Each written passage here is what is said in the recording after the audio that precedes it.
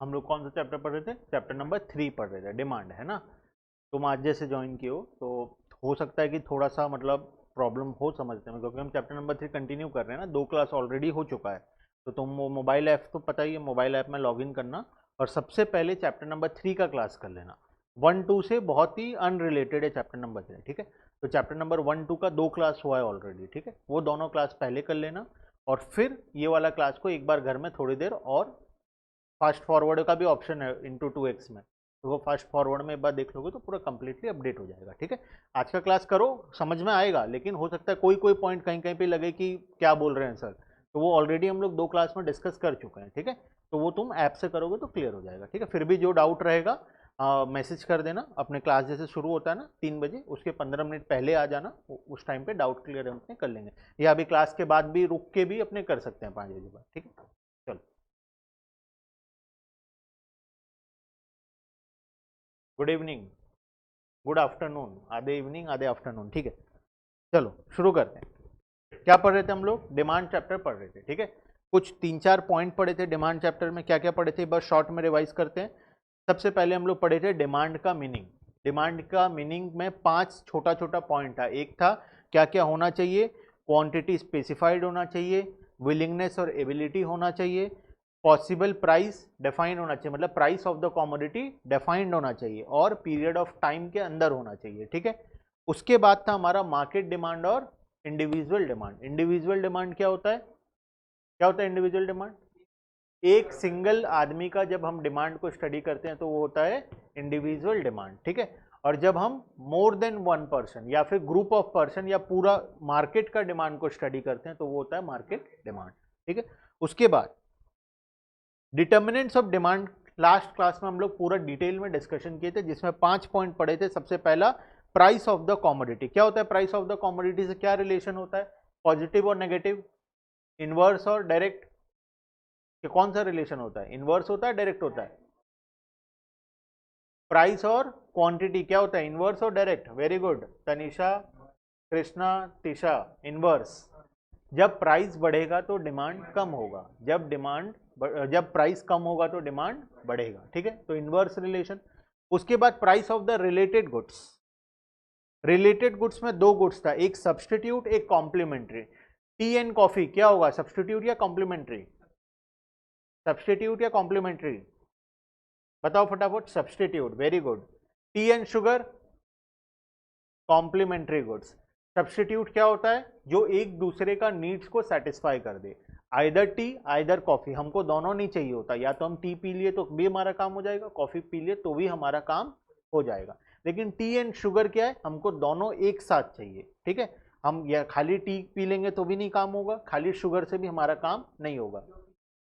अरे वो exception are always there, कुछ कुछ एक्सेप्शन होता है। अब किसी को बोलेगा कोई मुझे टी ज़्यादा पसंद है, कॉफ़ी पसंद ही नहीं है, मुझे कॉफ़ी पीने के बाद भी चाय पीने का मन करता है, तो वैसे एक्सेप्शन आदमी तो है ना दुनिया में। तो एक्सेप्शन को छोड़ के अगर हम जनरली बात करें तो टी और शुगर क्या है? कॉम्प्लीमेंट्री, ठीक है। जैसे पेन एंड इंक हो गया, ये सब क्या है? कॉम्प्लीमेंट्री, ठीक है। तो सब्सटीट्यूट के साथ कैसा रिलेशन प्राइस का? अगर प्राइस ऑफ टी बढ़ेगा तो डिमांड फॉर कॉफ़ी क्या होगा? प्राइस ऑफ टी बढ़ रहा है तो डिमांड फॉर कॉफी क्या होगा? Direct, very good Tanisha, Krishna, Tanvi, ठीक है, बढ़ेगा। अगर हम कॉम्प्लीमेंट्री की बात करें, प्राइस ऑफ टी बढ़ेगा तो शुगर का डिमांड क्या होगा? क्यों कमेगा? टी लोग पिएंगे ही नहीं तो शुगर अपने आप उसका डिमांड क्या होगा? कम हो जाएगा, ठीक है। चलो, ये 2 पॉइंट हो गया, price of the related goods और price of the own commodity. खुद का प्राइस अगर हम स्टडी कर रहे हैं, मतलब अगर चाय है, टी है, और टी का ही प्राइस और डिमांड हम स्टडी कर रहे हैं तो वो पॉइंट नंबर 1 में आएगा। लेकिन टी और कॉफी का हम, या टी और शुगर का हम देख रहे हैं तो वो आएगा पॉइंट नंबर 2 में, आइदर कॉम्प्लीमेंट्री आइदर सप्लीमेंट्री के अंदर। Point number 3, income of the consumer. क्या होगा इनकम ऑफ द कंज्यूमर के साथ? कैसा रिलेशन? इनकम बढ़ेगा तो डिमांड बढ़ेगा, इनकम कम होगा तो डिमांड कम होगा। लेकिन ये सबके साथ ऐसा होता है या कोई अलग अलग गुड्स के हिसाब से अलग अलग होता है? कौन सा गुड्स के साथ क्या होता है? इन नॉर्मल गुड्स के साथ कैसा रिलेशन? Direct relation. और इंफीरियर गुड्स के साथ बताओ? Inverse relation. Very good Krishna, Tanisha, normal goods के साथ डायरेक्ट रिलेशन, इनकम बढ़ेगा तो डिमांड बढ़ेगा, इनकम कम होगा तो डिमांड कम होगा। इंफीरियर गुड्स के साथ ऑपोजिट रिलेशन, इनकम बढ़ेगा तो डिमांड कम होगा, इनकम कम होगा तो डिमांड बढ़ेगा। उसके बाद सारे पॉइंट्स क्या है, बहुत जनरल पॉइंट्स है। अब इसमें कुछ टेक्निकल और बचा नहीं। Point number 3, test and preference. अगर फैशन में है, लोगों को पसंद आ रहा है तो डिमांड बढ़ेगा, अगर नहीं है फैशन में, आउट ऑफ द फैशन हो गया तो वो डिमांड कम हो जाएगा। Expectation of change in price in future. अगर फ्यूचर में लगता है किसी प्रोडक्ट का प्राइस बढ़ेगा तो अभी क्या होगा, डिमांड बोलो, अभी डिमांड बढ़ेगा। अगर तुमको लग रहा है फ्यूचर में कोई प्रोडक्ट का प्राइस बढ़ने वाला है तो तुम आज खरीदना चालू करोगे, नहीं करोगे? करेंगे चालू आज खरीदना, तो आज हमारा क्या हो जाएगा, डिमांड बढ़ जाएगा। आ जाओ आ जाओ। Good evening, good evening, good evening, good evening. ठीक है। और अगर हमको लगता है फ्यूचर में प्राइस कम हो जाएगा तो आज क्या करेंगे, अगर लग रहा है किसी प्रोडक्ट का प्राइस फ्यूचर में कम होगा तो आज फ्यूचर में अगर प्राइस कम होगा लग रहा है तो डिमांड आज क्या होगा, कम हो जाएगा। आज हम खरीदना बंद कर देंगे और जो है हमारे पास वो भी बेचाएंगे मार्केट में, ठीक है, तो उसका डिमांड क्या हो जाएगा, कम हो जाएगा। ठीक है, आज नहीं खरीदेंगे। ठीक है, चलो यहां तक हम पढ़े थे लास्ट क्लास के अंदर में, यहां तक हम लोग कंप्लीट किए थे लास्ट क्लास के अंदर। आज हम देखेंगे डिटर्मिनेंट्स ऑफ मार्केट डिमांड। ये जो 5 पॉइंट था वो इंडिविजुअल डिमांड के बारे में था। अब कुछ स्पेसिफिक पॉइंट पढ़ेंगे मार्केट डिमांड के बारे में। ठीक है, इंडिविजुअल डिमांड और मार्केट डिमांड क्या होता है हम ऑलरेडी पढ़ चुके हैं। इंडिविजुअल डिमांड का प्राइस डिटर्मिनेंट का 5 पॉइंट। अब मार्केट डिमांड के लिए कौन कौन सा प्राइस डिटर्मिनेंट है, मतलब क्या चीज डिटरमाइन करता है मार्केट डिमांड को। सबसे पहला, size and composition of population. इसको हटा देते हैं, इसका काम हो गया है। Size and composition of population, अब ये क्या होता है, अगर किसी एरिया में बहुत सारे बच्चे हैं, ठीक है, छोटे छोटे बच्चे हैं बहुत सारे, और मैं वहां जाके, बूढ़े लोग का लाठी होता है ना, लाठी होता है ना बूढ़े लोग का, वो बेचने जाऊं तो बिकेगा मेरा प्रोडक्ट? नहीं बिकेगा। तो मुझे वहां क्या बेचना चाहिए, वो एरिया में कुरकुरे बेचना चाहिए, चिप्स बेचना चाहिए, बच्चे लोग जो खाएंगे, ठीक है, या फिर बच्चों लोग का जो भी आइटम है, मिल्क पाउडर हो गया, मेडिसिन हो गया, चॉकलेट हो गया, ये सब आइटम बेचना चाहिए। तो वो कॉम्पोजिशन ऑफ पॉपुलेशन से पता चलता है कौन से एरिया का कॉम्पोजिशन ऑफ पॉपुलेशन क्या है। अगर इंडिया में मान लेते हैं बूढ़े लोगों का संख्या बढ़ रहा है, ठीक है, बूढ़े लोगों का संख्या धीरे धीरे बढ़ रहा है, तो ऑब्वियस सा बात है इंडिया में अब लाठी का, स्ट्रेचर का, और वो व्हील चेयर का, हॉस्पिटल के सामान का, और बूढ़े लोग जो जो सामान यूज करते हैं ये सब का डिमांड बढ़ेगा। अगर बूढ़े लोग का कॉम्पोजिशन, पॉपुलेशन में बूढ़े लोग हैं ही नहीं, 40 साल की उम्र में सब मर जा रहे हैं, बूढ़े हो ही नहीं रहे हैं कोई, ठीक है, तो क्या लाठी वोठी बिकेगा इंडिया में? उसका फैक्ट्री खोलोगे तो चलेगा इंडिया में? नहीं चलेगा। ठीक है, तो ये हमारा कॉम्पोजिशन ऑफ पॉपुलेशन बताता है कि कौन से एरिया में कौन सा प्रोडक्ट बिकेगा। ठीक है, जैसे अगर बरगढ़ में बहुत ज़्यादा अमीर लोग रहते हैं मान लेते हैं, ठीक है, सब कोई अमीर है, एक एरिया में हर कोई के पास करोड़ों रुपया है, वहां जाके तुम एक नॉर्मल सा कोई प्रोडक्ट बेचोगे, बिकेगा? बिना अनब्रांडेड प्रोडक्ट। और कोई एक हाई क्लास सोसाइटी है, बहुत हाई क्लास सोसाइटी में जाके तुम अच्छा कोई प्रोडक्ट बेचोगे, ब्रांडेड प्रोडक्ट, बिकेगा? ऑब्वियस सा बात है। तो हमको हमारा बिजनेस के हिसाब से देखना पड़ता है कॉम्पोजिशन क्या है पॉपुलेशन का, हम जिस एरिया में बिजनेस कर रहे हैं, हम जिस एरिया में प्रोडक्ट को बेच रहे हैं, वहां पे किस प्रकार के लोग रहते हैं। हमारा प्रोडक्ट अगर बच्चों के लिए है तो वो एरिया में क्या बच्चे लोग हैं? अगर वो एरिया में बच्चे हैं ही नहीं तो वहां पे बच्चों का प्रोडक्ट बेच के क्या होगा, कोई खरीदेगा? चाह के भी कोई नहीं खरीदेगा, पॉकेट में पैसा भी होगा लेकिन फिर भी कोई खरीदेगा नहीं। ठीक है, तो ये बताता है हमको कॉम्पोजिशन ऑफ पॉपुलेशन की, कौन से एरिया में कौन सा प्रोडक्ट का डिमांड होगा। अब आते हैं size of the population. India का पॉपुलेशन है 137 करोड़, वहीं पे एक छोटा सा कंट्री है जहां का पॉपुलेशन है सिर्फ 1000 लोग।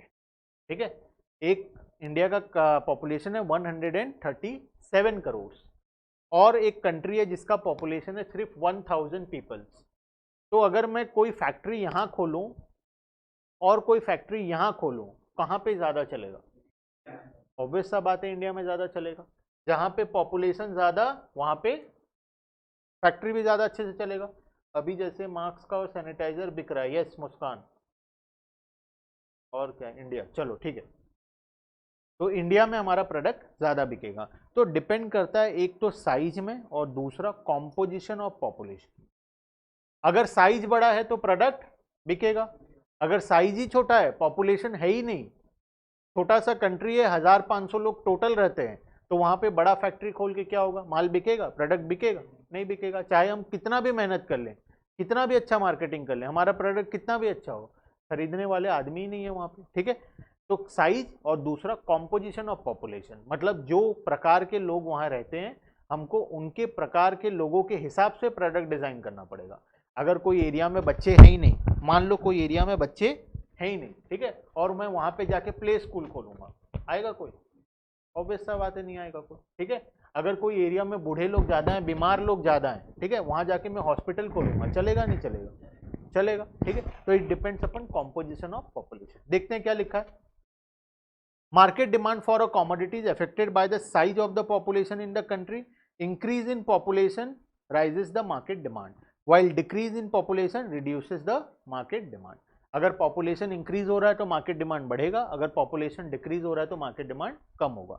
उसके बाद composition of population, composition of population that is ratio of males, females, children and number of old peoples. कितने मेल्स हैं, कितने फीमेल्स हैं, कितने चिल्ड्रेन है, कितने ओल्ड लोग हैं, एजेड लोग, इसके ऊपर डिपेंड करता है कौन सा प्रोडक्ट का कितना डिमांड होगा, ठीक है। प्राइसेस तो फर्क करता ही है, रिलेटेड गुड्स से भी फर्क पड़ता है, टेस्ट एंड प्रेफरेंस से भी फर्क पड़ता है, लेकिन उसके बाद आता है साइज एंड कॉम्पोजिशन। साइज से, अगर साइज ज़्यादा है तो प्रोडक्ट का डिमांड ज़्यादा होगा, साइज छोटा है तो प्रोडक्ट का डिमांड कम होगा। कॉम्पोजिशन से कैसे पता चलेगा, कौन सा रिलेशन कॉम्पोजिशन के साथ? प्राइस के साइज के साथ तो हम डायरेक्ट रिलेशन लिख देते हैं, कॉम्पोजिशन के साथ कौन सा रिलेशन बताओ फटाफट।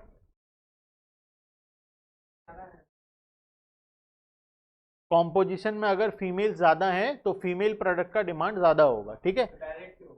मेल्स ज्यादा है तो मेल्स का प्रोडक्ट का डिमांड ज्यादा होगा।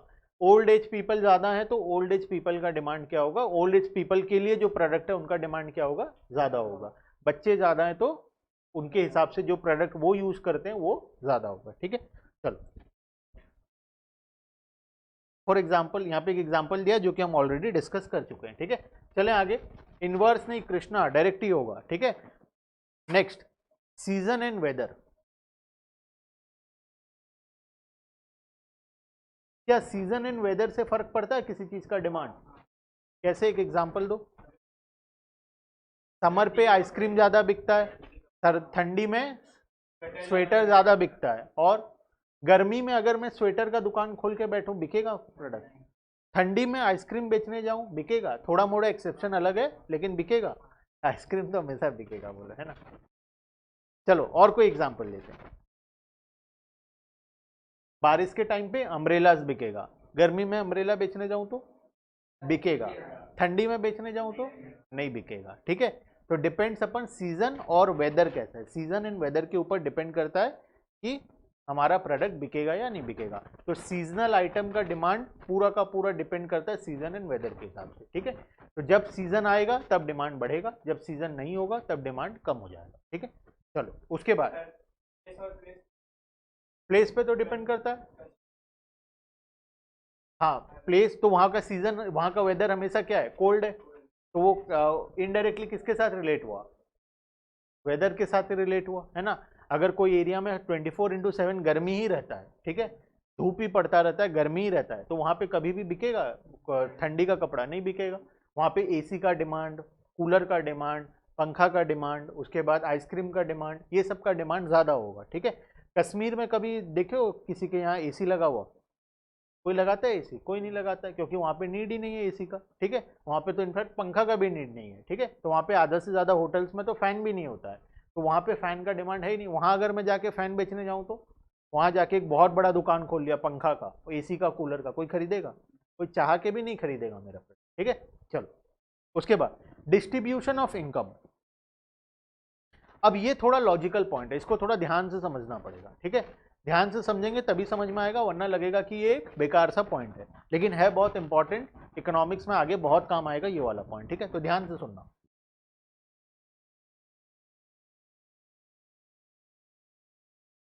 अगर मैं बोलूं एक एरिया ये है जहां पे 10 लोग, चलो 4 लोग रहते हैं यहाँ पे, ठीक है, 1 2 3 4,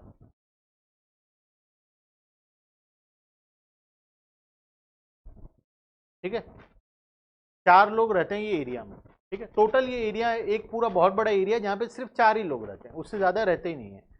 मैं बोला ये कमाता है 50,000 रुपये, ये कमाता है 50,000 रुपये, ये कमाता है 50,000 रुपये, और ये भी 50,000 रुपये। सब कमाते हैं 50,000 रुपये, ठीक है। और एक एरिया है जहाँ पे भी 4 लोग हैं,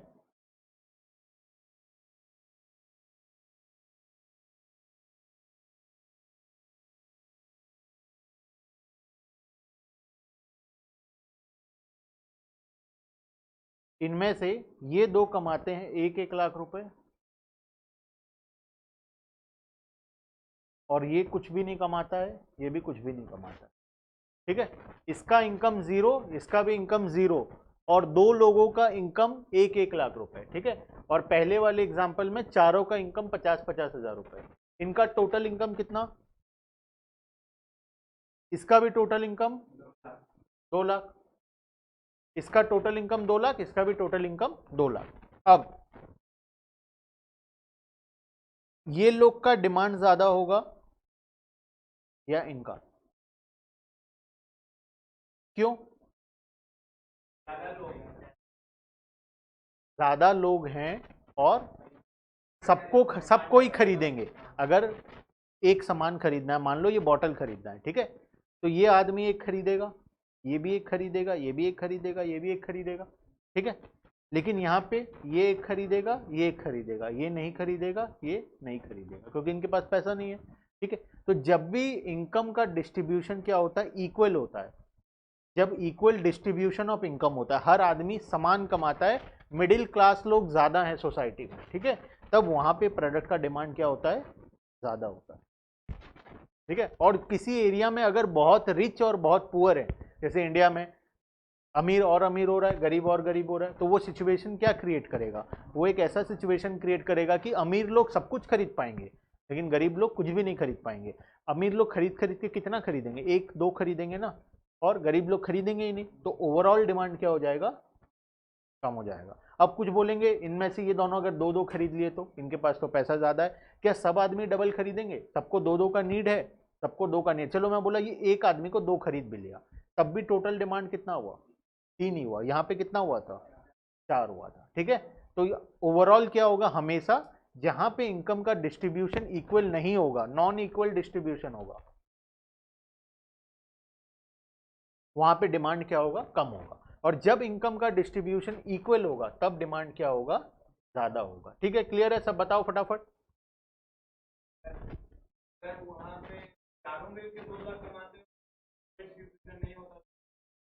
नहीं, जब जितना ज्यादा, देखो अगर मैं यहां पे लिखूं ये आदमी, तुम्हारे केस में समझ गया, ये दोनों को मैं यहां से हटा देता हूं, इसको और इसको भी हटा देता हूं। ये अगर 90,000 कमा रहा है, ये 80,000 कमा रहा है, ये 10,000 कमा रहा है, और ये 20,000 कमा रहा है ना? यही तो बोल रहे हो, टोटल 2 लाख कमा रहे हैं, लेकिन ये लोग भी कुछ थोड़ा थोड़ा कमा रहे हैं, है ना? अब भी हर प्रोडक्ट में ये लोग भागीदारी नहीं होंगे, हर सारा प्रोडक्ट खरीद पाएंगे ये लोग? कुछ खरीद लेंगे, लेकिन बहुत सारा प्रोडक्ट ये लोग अफोर्ड नहीं कर पाए। अगर हम एक 10,000 का मोबाइल का एग्जाम्पल लें, तो यहाँ पे ये खरीद लेगा, ये भी खरीद लेगा, ये भी खरीद लेगा, ये भी खरीद लेगा, ये यहाँ खरीद लेगा, ये भी खरीद लेगा, हो सकता है ये भी खरीद ले, लेकिन ये कहाँ करेगा? ये सारा पैसा मोबाइल में थोड़ी खर्चा करे, इसको खाना पीना भी है, बच्चों को भी पालना है, तो ये नहीं खरीद पाएगा, ठीक है। तो यहाँ पे ओवरऑल डिमांड कितना हुआ? 4 यूनिट। यहाँ पे कितना हुआ? 3 यूनिट। तो जब भी इनकम का डिस्ट्रीब्यूशन इक्वल होगा तब डिमांड क्या होगा? ज्यादा होगा। और जब इनकम का डिस्ट्रीब्यूशन इक्वल नहीं होगा तब डिमांड क्या होगा? कम होगा। क्लियर है कॉन्सेप्ट? चलो।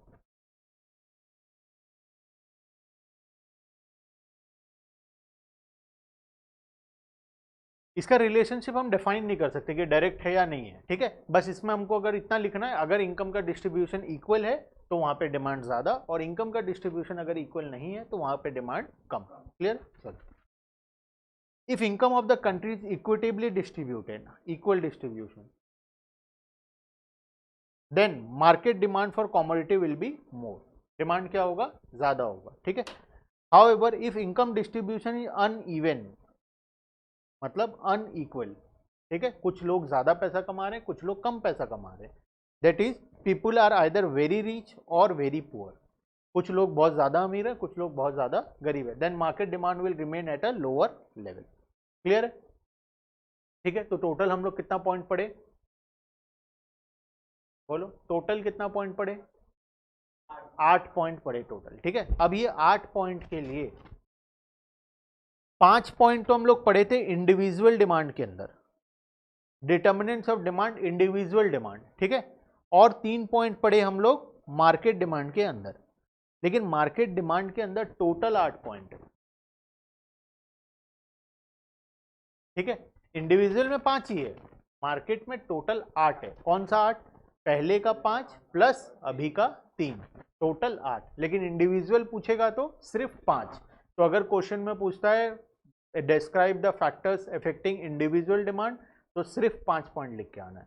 अगर क्वेश्चन बोलता है मार्केट डिमांड के बारे में लिखो, तो हमको 8 पॉइंट लिख के आना है, ठीक है। क्लियर है? तो यहाँ पे टोटल 8 प्लस पहले का 5 प्लस अभी का 3, टोटल 8। मार्केट डिमांड को सारा फैक्टर्स अफेक्ट करता है, लेकिन इंडिविजुअल डिमांड को ये सारे फैक्टर्स अफेक्ट नहीं करेंगे। एक बार सोच के देखो, एक आदमी का डिमांड, तुम्हारा मान लो डिमांड, ठीक है, एक आदमी का डिमांड क्या size and composition of population की वजह से चेंज होगा? तुम्हारे एरिया में कैसे लोग, उससे चेंज होगा?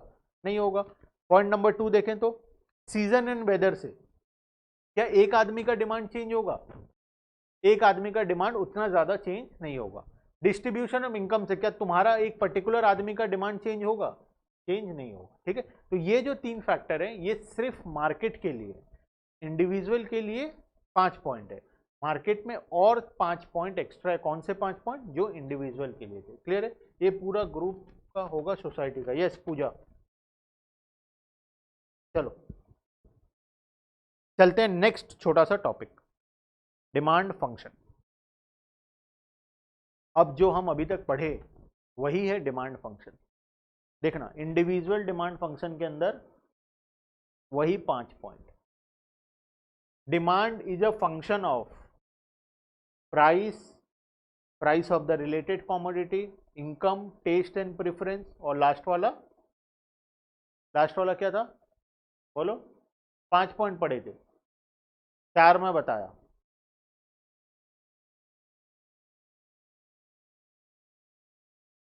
बोलो। प्राइस ऑफ रिलेटेड गुड्स हो गया पॉइंट नंबर 2 में, याद करो 5वां पॉइंट। प्राइस ऑफ एक्स का मतलब प्राइस ऑफ द कॉमोडिटी,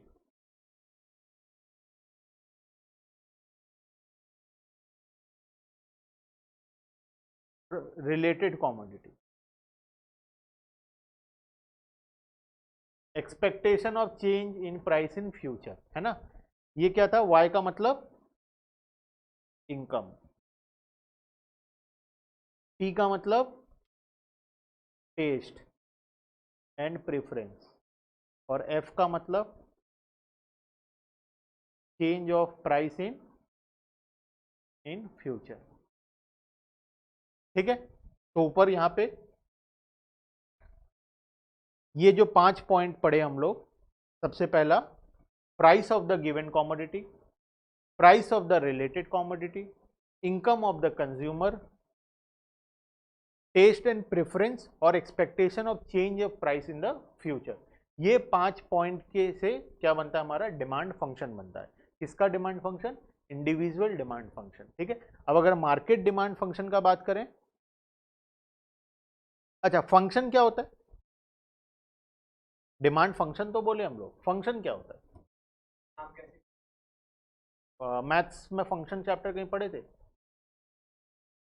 कैसे परफॉर्म कर रहा कृष्णा? फंक्शन क्या होता है? मैथ्स में फंक्शन चैप्टर नहीं था? रिलेशन फंक्शन ऐसा छोटा छोटा चैप्टर नहीं था क्लास 9 में 10 में? अच्छा नहीं था, अब मैं एग्जांपल लूंगा, देखना याद आ जाएगा। x इक्वल्स टू या y equals to 2x plus 3 x y। जब x 0 होता है y 3 होता है, जब x 1 होता है y 5 होता है, जब x 2 होता है y 7 होता है। ये पढ़े थे कहीं बचपन में, है ना? यही है फंक्शन, इसी को फंक्शन बोलते हैं। ये जो लिखा हुआ है इक्वेशन, इसी को ही फंक्शन बोला जाता है, ठीक है। अब इसमें देखना, y का वैल्यू किसके ऊपर डिपेंडेंट है? x के वैल्यू के ऊपर। x अगर चेंज होगा तो y भी चेंज होगा अपने आप। वैसे ही डिमांड किसके ऊपर डिपेंडेंट हुआ? डिमांड किसके ऊपर डिपेंडेंट हुआ? ये 5 चीजों के ऊपर डिपेंडेंट हुआ। अगर ये 5 चीज चेंज होगा तो डिमांड भी अपने आप चेंज होगा। अगर प्राइस चेंज हो रहा है, price of the related goods change हो रहा है, इनकम चेंज हो रहा है, टेस्ट एंड प्रेफरेंस चेंज हो रहा है, और लास्ट वाला फ्यूचर प्राइस चेंज हो रहा है, ठीक है। तो अपने आप इसके डिमांड क्या होगा? चेंज होगा। तो डिमांड किसके ऊपर डिपेंड हुआ? ये 5 चीजों के ऊपर डिपेंड हो गया डिमांड, ठीक है। वैसे ही हम मार्केट डिमांड की बात करें तो मार्केट डिमांड किसके ऊपर डिपेंडेंट है? 8 फैक्टर्स के ऊपर डिपेंडेंट है। पहले के 5, उसके बाद 3 एक्स्ट्रा। कौन से 3 एक्स्ट्रा? ये क्या है, ये क्या है, ये क्या है? P0 क्या है? पॉपुलेशन। S क्या है? सीजनल। D क्या है? डिस्ट्रीब्यूशन ऑफ इनकम, ठीक है। तो मार्केट डिमांड 8 चीजों के ऊपर डिपेंडेंट है। जैसे Y सिर्फ X के ऊपर डिपेंडेंट था हमारे एग्जांपल में, वैसे इंडिविजुअल डिमांड ये 5 फैक्टर के ऊपर डिपेंडेंट है, और मार्केट डिमांड ये 8 फैक्टर के ऊपर डिपेंडेंट है। क्लियर है? पहले के 5 और अभी का 3 एक्स्ट्रा। तो जब भी मार्केट डिमांड क्वेश्चन में आएगा, फैक्टर्स अफेक्टिंग मार्केट डिमांड, कितना पॉइंट लिखना है? 8 पॉइंट पूरा लिखना है। वॉइस अटक रहा है? वॉइस में क्या प्रॉब्लम हो गया बताओ फटाफट, सबका क्लियर है या नहीं है?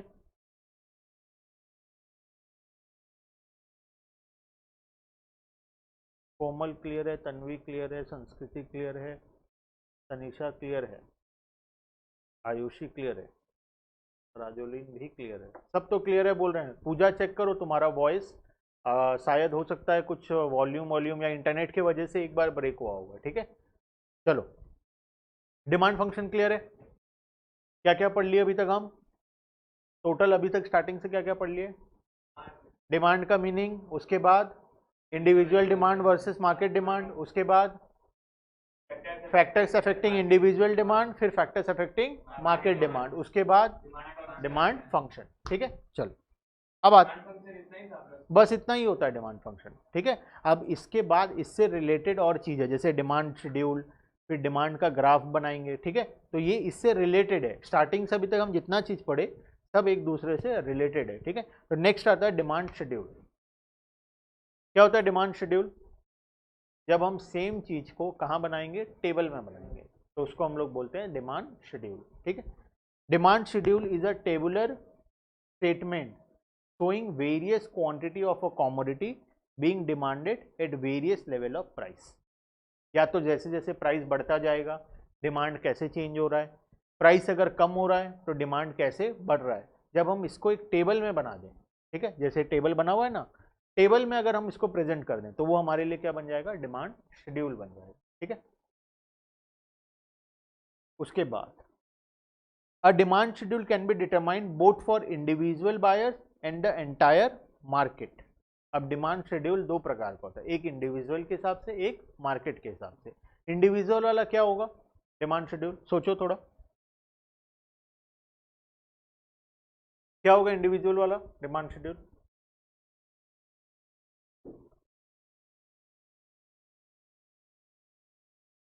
जब हम किसका डिमांड को प्लॉट करेंगे?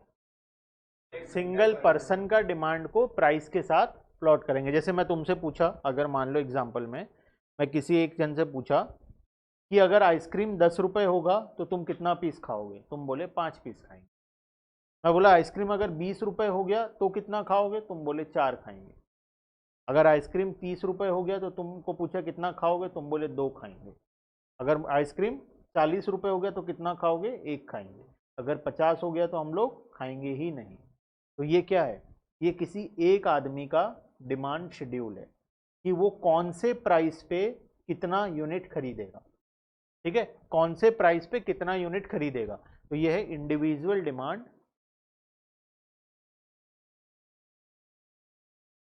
शेड्यूल। ठीक है, एक आदमी का डिमांड का शेड्यूल। सिर्फ अगर मैं इसके साथ एक और जन को पूछूं, उसी के दोस्त को, कि तू बता कितना खाएगा, 10 होने से वो बोला मैं 10 पीस खाऊंगा, 20 होने से मैं 8 पीस खाऊंगा, 30 रुपये होने से मैं 5 पीस खाऊंगा, 40 रुपये होने से मैं 2 पीस खाऊंगा, अगर 50 रुपये होने से मैं 1 खाऊंगा, 60 होने से मैं खाऊंगा ही नहीं। ठीक है, तो वो हमको ये बताया। ऐसे ऐसे में क्या किया, सबसे पूछता गया, एक एक एक एक एक एक करके जितने लोग हैं सबसे पूछ लिया, और सबका मैं क्या किया, ऐड कर दिया। सबको मैं क्या किया, ऐड कर दिया। अब ऐड कैसे करेंगे, जब 10 रुपये प्राइस था तो टोटल डिमांड कितना, इसका 5, इसका 10। ये बोल रहा है मैं 5 खरीदूंगा, ये बोल रहा है मैं 10 खरीदूंगा। टोटल 5 + 10 = 15। जब 20 रुपये प्राइस हुआ तो ये बोल रहा है मैं 4 खरीदूंगा, ये बोल रहा है मैं 8 खरीदूंगा। तो 4 + 8 कितना हो गया, 12। 30 रुपये जब प्राइस है तब ये दोनों का 7। 40 जब प्राइस है तब 3। 50 जब प्राइस है तब 1। 60 जब प्राइस है तब 1। ठीक है, तो इसको हम लोग बोलेंगे मार्केट डिमांड शेड्यूल। इसको हम बोलेंगे मार्केट डिमांड शेड्यूल। अगर तुम बुक देखने जाओगे, कोई सा भी, अगर कोई ऑथर का बुक देखने जाओगे जो जनरली फॉलो होता है, अपना संदीप गर्ग फॉलो होता है, कोई TR जैन एंड वीके ओरी फॉलो करता है, कोई कोई स्कूल, तो वहाँ पे हो सकता है तुमको इसके बारे में और बहुत कुछ दिया होगा। ठीक है, लेकिन वो सब CBSE के सिलेबस के साथ रिलेवेंट नहीं है। ठीक है, रिलेवेंट टोटल इतना ही पार्ट है। आज तक जितने अपने स्कूल्स हैं वो लोग भी इतना ही पढ़ाते हैं, इतना ही एग्जाम में आता है, और इतना ही काम का भी है आगे। ठीक है, तो इसके अलावा अगर कुछ बुक से देख रहे हो कि लग रहा है कि हाँ ये भी दिया है वो भी दिया है, वो कुछ काम का नहीं है। ठीक है, उसको तुम पढ़ना चाहो तो पढ़ सकते हो, लेकिन वो कोई काम का नहीं है। आज तक किसी स्कूल के एग्जाम में भी नहीं आया वो, ना वो फ्यूचर में भी तुमको 12th में जाने के बाद भी वो काम आने वाला है, कुछ काम नहीं आने वाला है। तो जितना ये सिलेबस के अंदर है हम लोग उतना पढ़ेंगे, और कुछ टॉपिक्स हम एक्स्ट्रा पढ़ेंगे। वो कब पढ़ेंगे, जब हम लोग इसका रिवीजन क्लासेस करेंगे, चैप्टर 1 का रिवीजन, चैप्टर 2 का, 3 का, जब रिवीजन का सीरीज शुरू करेंगे, रिवीजन एक के बाद एक करेंगे, तब हम कुछ एक्स्ट्रा टॉपिक्स पढ़ेंगे। ठीक है,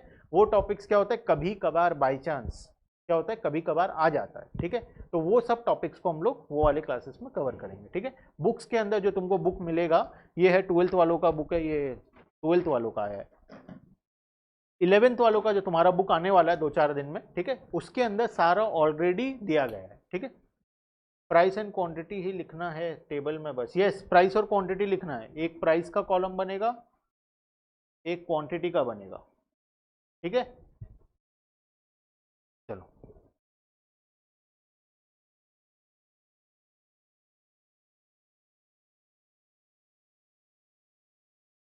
तो डिमांड शेड्यूल क्या हुआ, demand schedule is a tabular statement showing various quantity of a commodity being demanded at various level of price।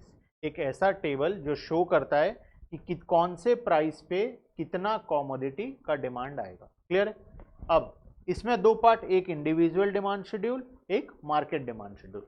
Individual demand schedule क्या होता है, individual demand schedule refers to a tabular statement showing various quantities of a commodity that a consumer is willing to buy at a various level of price। अब ये willing to buy लिखा, मैं भी अभी बोला, पूछा मैं तुमसे कितना खरीदोगे, तुम बोले 5 खरीदेंगे। क्या सच में खरीद लिए तुम, नहीं खरीदो, तुम सिर्फ बताए हम कितना खरीदेंगे। तुम खरीदो या नहीं खरीदो, अगर तुमको खरीदने का मन है, विलिंगनेस टू बाय है, तो तुम्हारा डिमांड शेड्यूल में वो आ जाएगा। ठीक है, हम उसको डिमांड शेड्यूल के अंदर कैलकुलेट कर लेंगे। At various level of price during a given period of time. तो demand schedule, individual demand schedule, एक आदमी का हम टेबल बनाएंगे जिसमें वेरियस प्राइसेस में वेरियस कॉमोडिटीज का क्वांटिटीज लिखेंगे कि कौन से प्राइस में वो कितना कॉमोडिटी खरीदेगा। मार्केट डिमांड शेड्यूल वैसे ही ऑल द कस्टमर का, जितने आदमी है सभी से पूछेंगे सेम चीज और सबको क्या करेंगे, सिंपली ऐड कर देंगे, सिंपली सबको क्या करेंगे, ऐड कर देंगे। क्लियर है?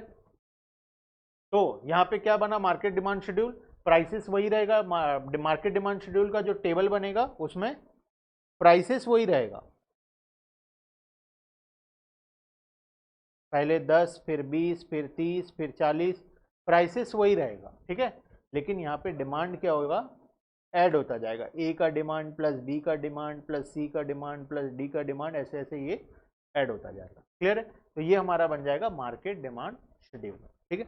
अब इसी से रिलेटेड एक छोटा सा टॉपिक और, ये तो मार्केट डिमांड शेड्यूल दिया एग्जांपल, ए का डिमांड बताया, बी का डिमांड बताया और मार्केट डिमांड बताया है, ठीक है। दोनों को सिर्फ ऐड किया और कुछ नहीं किया, जैसे हम लोग किए थे टेबल में, सेम दोनों को क्या किया, ऐड किया।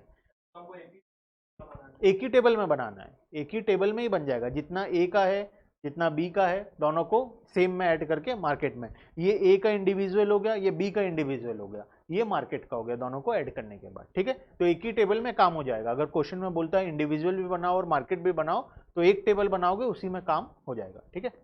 चलो अब डिमांड कर्व, सेम चीज को जो टेबल हम बनाए उसी को ग्राफ में बनाएंगे, जो हम टेबल में बनाए उसी को अब हम क्या करेंगे, ग्राफ में बनाएंगे। तो इंडिविजुअल का जब हम बनाएंगे तो वो क्या बन जाएगा, सिंगल आदमी का जब हम ग्राफ बनाएंगे तो इंडिविजुअल डिमांड कर्व, और जब हम मार्केट का बनाएंगे तो वो मार्केट डिमांड कर्व। सोचो ये वाले कॉन्सेप्ट का तुमको 5-5 मार्क मिलता है एग्जाम में, है 5 मार्क के लायक कॉन्सेप्ट। सेम चीज हम कब पढ़े, स्टार्टिंग में पढ़े, उसी को क्या कर रहे हैं, आगे आगे आगे आगे इंडिविजुअल को फिर इंडिविजुअल शेड्यूल बना दिए, इंडिविजुअल शेड्यूल को फिर इंडिविजुअल ग्राफ बना दिए, मार्केट डिमांड को पहले मार्केट डिमांड शेड्यूल बना दिए, फिर मार्केट डिमांड शेड्यूल को फिर मार्केट डिमांड कर्व बना दिए, ठीक है। इसी का तुमको 5-10 मार्क एग्जाम में मिल जाएगा, ठीक है। देखना कर्व, यहाँ पे प्राइस एंड क्वांटिटी लिखना टेबल में, चलो ठीक है। डिमांड कर्व किसको बोलते हैं, कर्व, डिमांड कर्व पढ़े हैं चैप्टर 1 में भी चैप्टर 2 में भी पढ़े हैं, कोई सा कर्व पढ़े हैं, कुछ ऐसा डिमांड कर्व या कोई और, कौन कौन सा पढ़े, पीपीसी पढ़े हैं और इनडिफरेंस कर्व पढ़े हैं और कोई सा कर्व, और कोई सा कर्व हम लोग अभी तक नहीं पढ़े हैं, ठीक है। एक तो पीपीसी इंपॉर्टेंट कर्व पढ़े हैं, एक इंडिफरेंस कर्व इंपॉर्टेंट पढ़े हैं। अब आता है demand curve. Next, demand curve is a graphical representation of demand schedule. जो डिमांड शेड्यूल में बनाए उसी को क्या करेंगे, ग्राफ में बना देंगे, जो शेड्यूल में बनाए उसी को हम लोग क्या करेंगे, ग्राफ में बना देंगे। It is a locus of all the point showing various quantity, छोड़ो इसको, ये इसका डेफिनेशन लिखा है जो कि अभी हमारे लिए काम करनी है, पहले इसको समझ लेते हैं फिर डेफिनेशन पे आएंगे, ठीक है। आते हैं इंडिविजुअल डिमांड कर्व के ऊपर। ऊपर जो एग्जाम्पल दिया था, ये हम जो एग्जाम्पल लिए थे, हमारे एग्जाम्पल पे आते हैं। आइसक्रीम वाला एग्जाम्पल, कहाँ गया आइसक्रीम वाला एग्जाम्पल, ये रहा।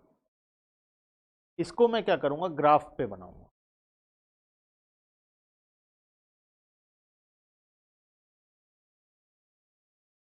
इधर लिख दो प्राइस, इधर लिख दो क्वांटिटी, ये है 10 20 30 40 50,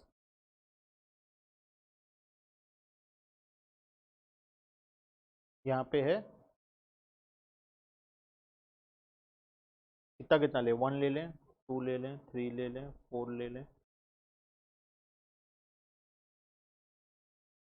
10 रुपए पे कितना क्वांटिटी डिमांड, 5, तो ये कहाँ आएगा, 20 रुपए पे, 30 रुपए पे, 40 रुपए पे, 50 रुपए पे, 0, ठीक है। तो ये ग्राफ कैसा बन गया,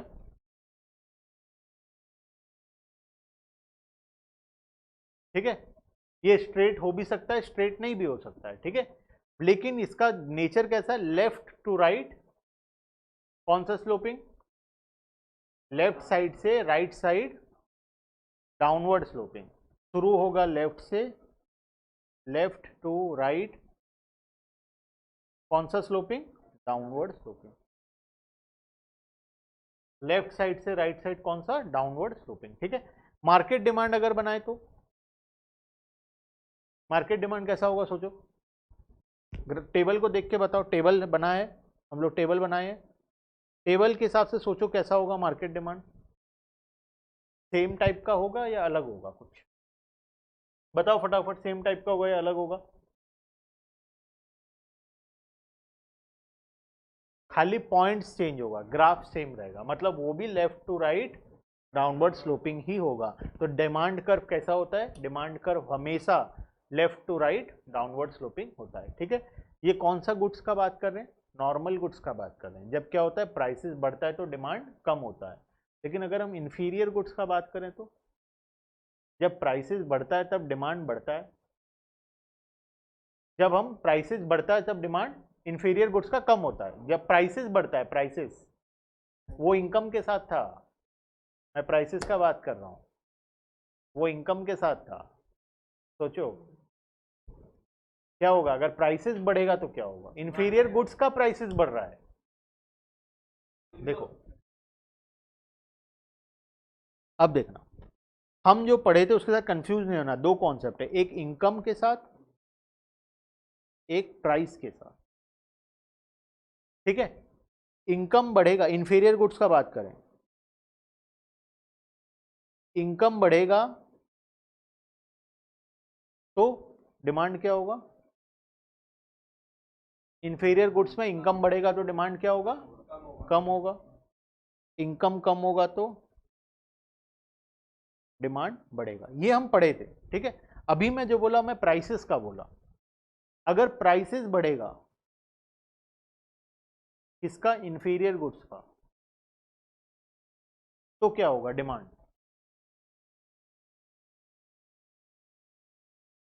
प्राइसेस बढ़ेगा तो इनकम के साथ तो कोई रिलेशन नहीं है ना, सिर्फ प्राइस के साथ सोचो, डिमांड कम होगा। चलो एक बार तुम बोले तो मैं लिख दिया कम होगा, तुम बोल रहे हो तो लिख रहा हूं, सही नहीं है लेकिन तुम बोल रहे हो तो एक बार लिख दे रहा हूं। ठीक है, नेक्स्ट, प्राइसेस अगर कम होगा तो डिमांड, ये होता है नॉर्मल गुड्स के साथ, ये इंफीरियर के साथ नहीं होता है। ठीक है, ये नॉर्मल के साथ होता है जो हम पॉइंट नंबर 1 में पढ़े थे। अब बात करें इंफीरियर गुड्स का, तो ध्यान से सुनना, इंफीरियर गुड्स में क्या होगा, ये था नॉर्मल का।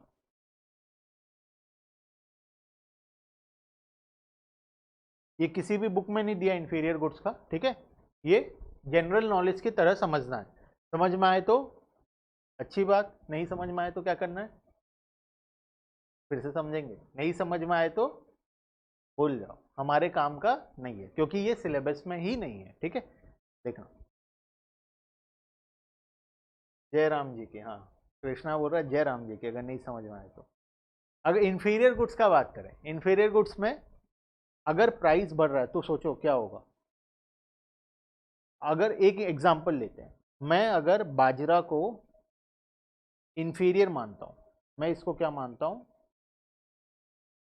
इंफीरियर। हो सकता है किसी के लिए सुपीरियर हो, क्योंकि पर्सन टू पर्सन डिपेंड करता है इंफीरियर होगा या सुपीरियर होगा। मेरे लिए हो सकता है कोई प्रोडक्ट इंफीरियर हो सकता है किसी के लिए सुपीरियर हो। ठीक है, तो और किसी के लिए कोई प्रोडक्ट सुपीरियर हो, किसी के लिए इंफीरियर हो, तो डिपेंड करता है पर्सन टू पर्सन, डिपेंड करता है प्राइसेस के ऊपर, डिपेंड करता है टाइम टू टाइम। ठीक है, तो मान लो मैं बाजरा को क्या मानता हूं, इंफीरियर गुड्स मानता हूं। ठीक है, आज का आखिरी कॉन्सेप्ट है, ध्यान से सोचना, बाजरा को मैं क्या मानता हूं, इंफीरियर गुड्स मानता हूं। ठीक है, मेरे पॉकेट में टोटल कितना रुपए था, 100 रुपए, टोटल मेरा इनकम था 100 रुपए। ठीक है, महीने का मैं 100 रुपए टोटल कमाता था। बाजरा का प्राइस था 5 रुपए पर केजी पहले, अब ये बढ़ के हो गया 10 रुपए पर केजी या 7 रुपए पर केजी। ठीक है, तो तुमको क्या लगता है बाजरा का कंजम्पशन मैं बढ़ाऊंगा या कम करूंगा, जनरली अगर देखो तो कम करूंगा, लेकिन एग्जैक्टली अगर मैं जाके एनालिसिस करोगे ना, मैं बाजरा का कंजम्पशन बढ़ाऊंगा। क्यों बढ़ाऊंगा, क्योंकि मुझे तो पेट फुल करना है अपना, खा के कंजम्पशन करके पेट फुल करना है। मेरे लिए सबसे कम प्राइस का गुड्स क्या है? बाजरा है, क्योंकि बाजरा को मैं इन्फीरियर मानता हूँ। सबसे कम प्राइस का गुड्स क्या है? बाजरा है। तो मुझे अपना पेट फुल तो करना पड़ेगा, चाहे जैसे भी हो। मुझे महीने भर में 15 किलो तो खाना पड़ेगा, चाहे कुछ भी हो, ठीक है।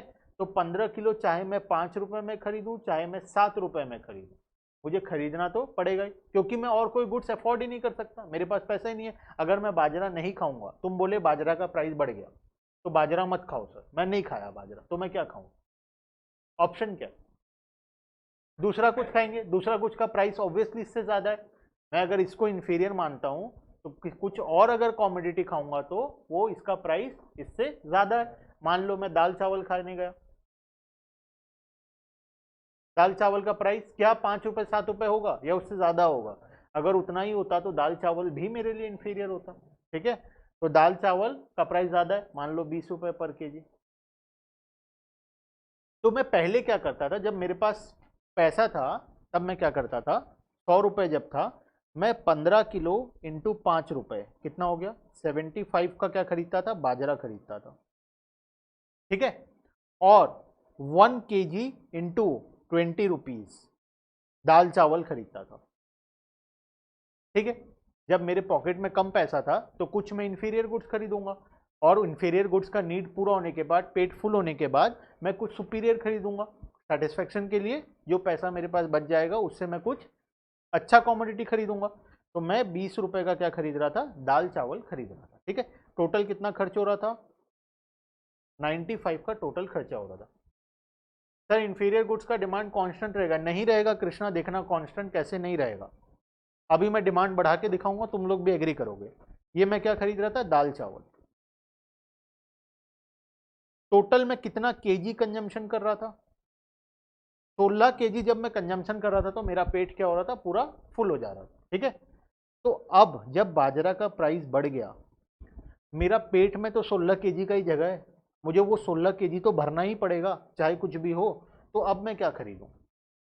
फिर से मैं सेम खरीदता हूं, 15 किलो इंटू 7, 7 रुपए के हिसाब से कितना हो गया, 105 हो गया। क्या मैं खरीद पाऊंगा? चलो एक काम करते हैं, इसका प्राइस 6 रुपए ले लेते हैं। ये बढ़ के कितना हो गया, 6 रुपए, मान लेते हैं 6 हो गया। 15 इंटू 6 अब कितना हो गया ये, 90 रुपए। फिर मैं खरीदने गया 1 किलो दाल चावल, क्या मैं 1 किलो दाल चावल खरीद पाऊंगा? नहीं खरीदूंगा। तो वो 1 किलो का जगह मेरे पेट में कौन भरेगा, बाजरा भरेगा, ऑब्वियस सा बात है। 1 किलो का जगह जो मेरे पेट में बच गया है वो कौन भरेगा, बाजरा ही भरेगा, क्योंकि और कोई कॉमोडिटी उस बीच में अवेलेबल नहीं है। तो अब मैं क्या करूंगा, 16 इंटू 6 इक्वल टू 96 कंजम्पशन, ठीक है। बाजरा का कंजम्पशन बढ़ा या नहीं बढ़ा? ये सुनने में ऐसा लगेगा क्या बकवास सा कॉन्सेप्ट है, ऐसा कभी होता है क्या? लेकिन इन रियलिटी ऐसा ही होता है। तुम एक एग्जाम्पल लेके देखो ना, तुम्हारे पॉकेट में 100 रुपए है, ठीक है, और तुमको उससे महीना भर अपना पेट भरना है। अब जो सामान से तुम कंजम्पशन कर रहे थे उसका प्राइस बढ़ गया, तो क्या वो सामान का कंजम्पशन कम कर दोगे? बल्कि तुम जो पैसा बच रहा था, लग्जरी आइटम खरीद रहे थे और खा रहे थे, जैसे मान लो तुम चॉकलेट खरीद के खा रहे, सारा पेट भर गया, अब डेजर्ट खरीद के खा रहे थे, ठीक है। तो अब जब बेसिक आइटम का प्राइस बढ़ गया तो और डेजर्ट खरीदोगे?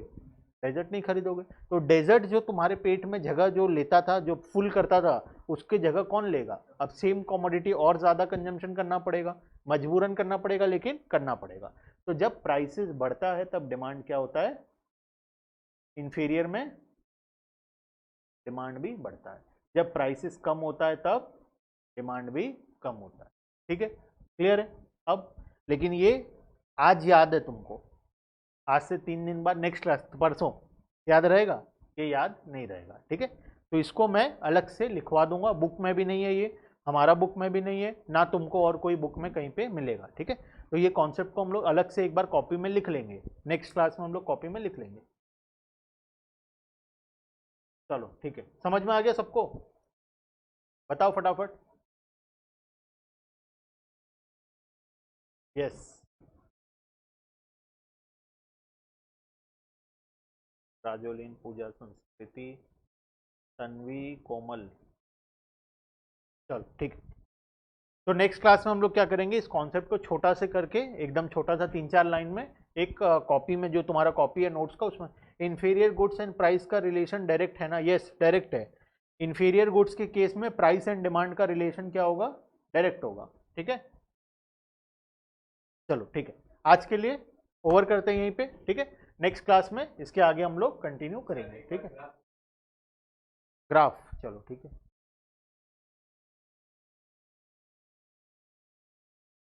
ये वाला टेबल,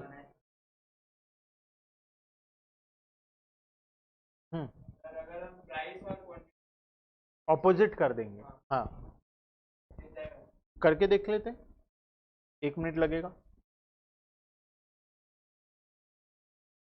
देखते हैं, करके देख लेते हैं, जो तुम बोल रहे हो उसको बनाते हैं ना, देखते हैं क्या आता है।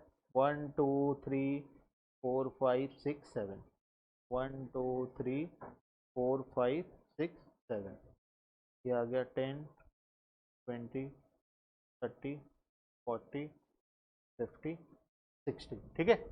सबसे पहला पॉइंट क्या था, जब क्वांटिटी 5 होगा प्राइस 10 होगा, प्राइस 10 क्वांटिटी 5, ठीक है।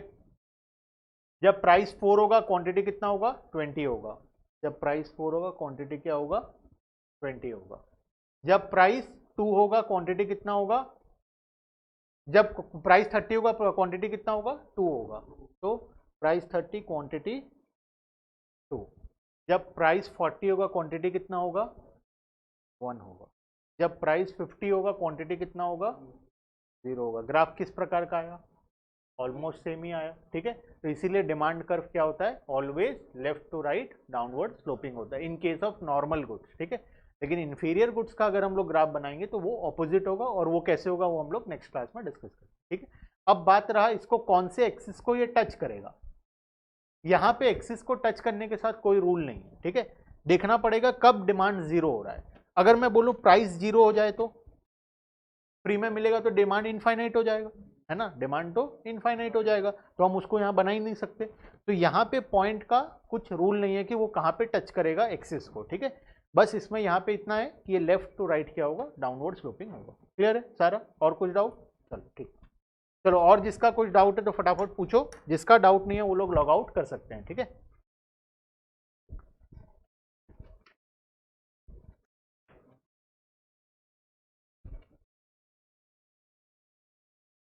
डाउट है फटाफट बोलो। चलो डाउट नहीं है तो बाकी का डिस्कशन हम लोग नेक्स्ट क्लास में करेंगे।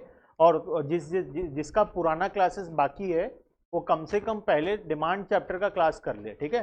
चैप्टर 1 2 हम लोग फिर एक बैच शुरू करेंगे, तब हम लोग फिर से पढ़ेंगे चैप्टर 1 2, तो उस बैच में तुम लोग कर लेना। लेकिन चैप्टर नंबर 3 जो है डिमांड, एटलीस्ट तब वो वाला तुम लोग अभी कर लो, ताकि यहाँ से आगे कंटिन्यू हो पाए क्लासेस, ठीक है। चलो बाय बाय।